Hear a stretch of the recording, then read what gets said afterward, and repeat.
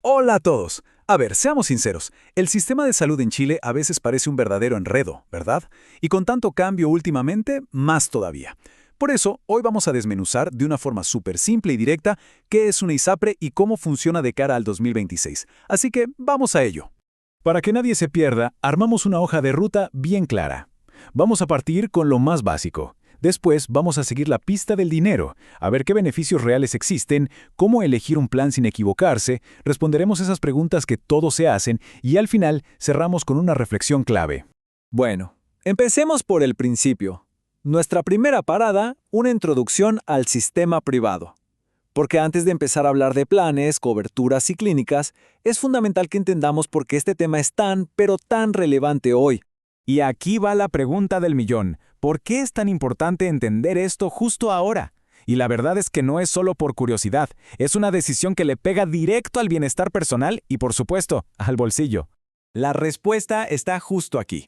Con todo el movimiento legal que hemos visto, comprender cómo opera una ISAPRE dejó de ser un tema de expertos y se convirtió en una herramienta clave para cuidar nuestras finanzas y, lo más importante, nuestra salud y la de la familia. Entonces, vamos a lo concreto. ¿Qué es una ISAPRE? Dicho en fácil, es una empresa privada que toma la cotización de salud obligatoria, ese 7% que se nos descuenta a todos los trabajadores, y a cambio nos entrega un plan de salud con coberturas y beneficios que están definidos en un contrato.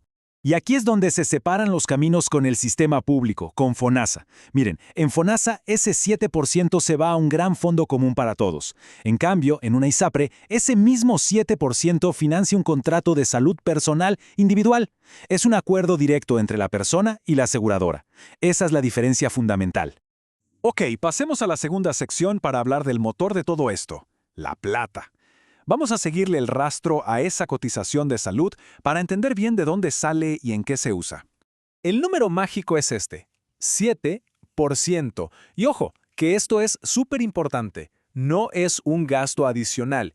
Es un porcentaje que, por ley, todos los trabajadores destinamos a salud. La gran decisión es a dónde se dirige ese dinero, si a FONASA o a una ISAPRE. Y aquí un concepto que a veces enreda un poco. El tope imponible. ¿Qué significa esto? Sencillo, que el 7% no se calcula sobre el total de un sueldo si este es muy alto. Hay un límite, un techo que fija la ley. Esto es clave, porque define la cantidad de plata real que se tiene para comprar un plan de salud. Avancemos para ver cómo está el mercado hoy en día, qué opciones hay sobre la mesa y cuáles son las ventajas concretas que ofrece el sistema privado a sus afiliados. Actualmente, el mercado de las ISAPRES a las que cualquiera se puede afiliar, las llamadas abiertas, está formado por estas 7 instituciones. Cada una tiene su propio sello, algunas están más ligadas a ciertas clínicas. Y como dato, también existen las ISAPRES cerradas, que son solo para trabajadores de empresas específicas. Bueno, ¿y cuáles son los beneficios de estar en ISAPRE? Generalmente se resumen en 3 pilares. Primero, la libre elección. O sea, la libertad de decidir dónde y con qué médico atenderse. Segundo, la oportunidad, que en la práctica significa un acceso más rápido a especialistas y cirugías. Y tercero, los excedentes, que es un beneficio económico directo para el bolsillo. A ver, detengámonos un segundo en los excedentes, porque esto es súper práctico. Si el plan de salud que se elige cuesta menos que el 7% obligatorio, esa diferencia de plata no se pierde. Por ejemplo, si el 7% son 100.000 pesos y el plan cuesta 90.000, esos 10.000 pesos que sobran son los excedentes. Se van juntando en una cuenta y se pueden usar para comprar remedios en la farmacia, pagar bonos médicos o incluso se devuelven en efectivo una vez al año. Es literalmente plata a favor.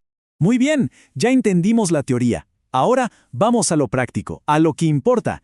En esta sección vamos a ver las claves para tomar una buena decisión y no equivocarse al momento de elegir un plan. Miren, para no volverse loco con tantos papeles, la clave es simplificarlo en 3 puntos. Primero, la red de prestadores. Hay que mirar si las clínicas o los centros médicos que a uno le gustan o le quedan cerca están en el plan.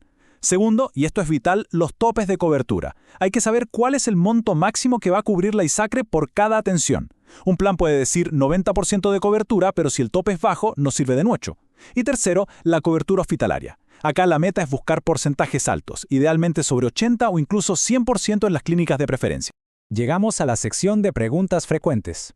Vamos a responder de forma rápida y al grano esas dudas que siempre aparecen cuando se habla de este tema. La primera es un clásico. ¿Hay que esperar una fecha especial para cambiarse del sistema público al privado? ¿O se puede hacer en cualquier momento? Y la respuesta es un sí rotundo. El cambio se puede hacer en cualquier mes del año. El trámite es relativamente rápido, pero tiene un paso que es fundamental y obligatorio: llenar un documento que se llama declaración de salud. Y claro, esto nos lleva directo a la siguiente pregunta. ¿Qué es esa famosa declaración de salud y por qué tiene tanta importancia en todo este proceso? Miren, esto es súper serio. Es un documento que tiene valor legal, donde la persona que se afilia tiene que informar si tiene alguna enfermedad o condición médica anterior. Y aquí la palabra clave es honestidad. Ser totalmente transparente es fundamental, porque si se omite información importante, la ISAPRE podría en el futuro anular el contrato. Otra preocupación súper común y muy válida: ¿qué pasa con el plan de salud si uno se queda sin trabajo? ¿Se pierde la cobertura de un día para otro? ¿Se empieza a acumular una deuda? Lo primero y más importante, hay que avisarle a la ISAPRE.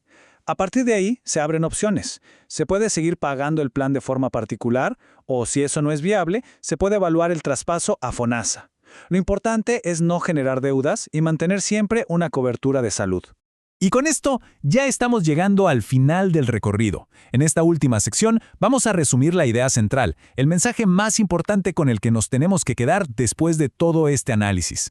Y si hay que quedarse con una sola idea, que sea esta: un buen plan de salud no es el que cuesta más caro ni el que tiene más páginas en el folleto. El mejor plan es el que se ajusta como un traje a la medida a la realidad médica y financiera de cada persona y de su familia.